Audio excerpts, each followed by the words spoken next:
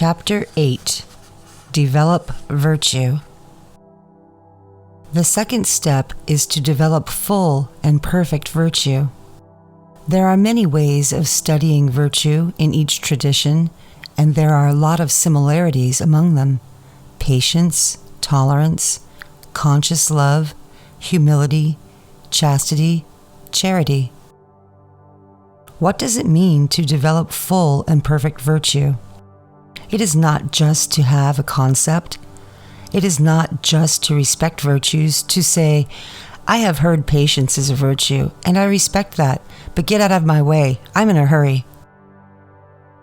To really develop full and perfect virtue is to be it, to actualize it. This is not to force it on yourself. It is not to force yourself into a rigid behavior because you have to do it. It is to do it spontaneously, without force, because you realize you need to, that it is important, that it is beneficial for you and others. True virtue is natural and spontaneous. It cannot be imitated, faked, or forced.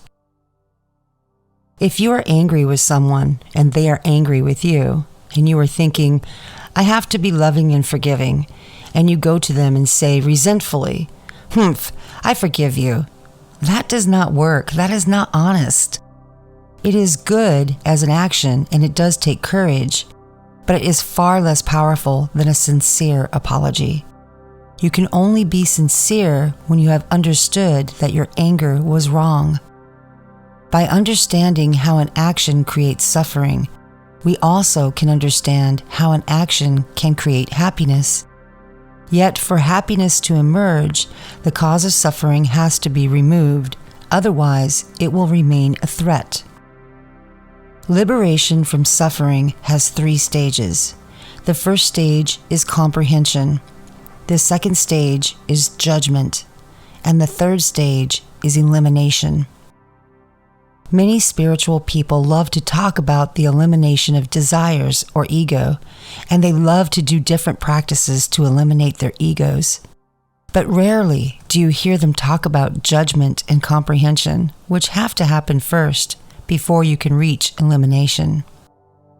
You cannot eliminate something that still has your consciousness trapped in it. Comprehension must come first. Nagarjuna, in the following quotation, is talking about this. A wise person is one who has accurately analyzed all of their actions and always acts for the benefit of self and others. Comprehension comes from analysis of oneself. Studying the scriptures, studying religion is very important because it gives us a foundation, but comprehension, wisdom come from inside. That is why the Oracle of Delphi said, Man, know thyself. This is the prerequisite. This is Gnosis, self-knowledge. Self-knowledge is comprehension.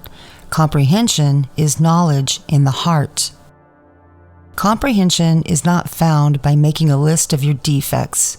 It would be great if spiritual advancement were this easy. It might take us a while to write them all down, but that is not comprehension. Comprehension does not emerge from reading books, theories, or beliefs. Comprehension is very simple. It is when you know something, not in your intellect, but in your heart, when you truly know it. If you have ever said something and seen the person who heard it react with pain, and then you felt pain and regret for saying it, that is comprehension. If you have ever given a gift and saw how much gratitude that person had who received it, and you felt in your heart so much gratitude for the opportunity to give, that is comprehension. Comprehension is not intellectual. It is emotional. It is intuitive. It is in your heart.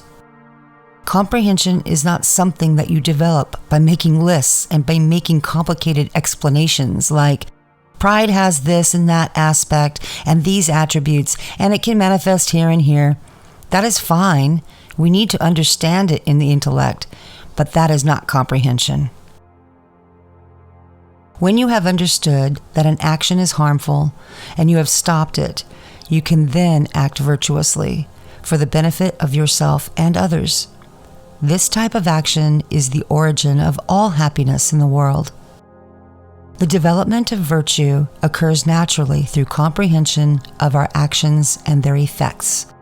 When you stop letting your anger control your mind, love naturally begins to emerge. Love for others is a source of immense happiness for everyone. When we comprehend how our defects harm ourselves and others, we will spontaneously seek to act in ways that benefit others and give them happiness.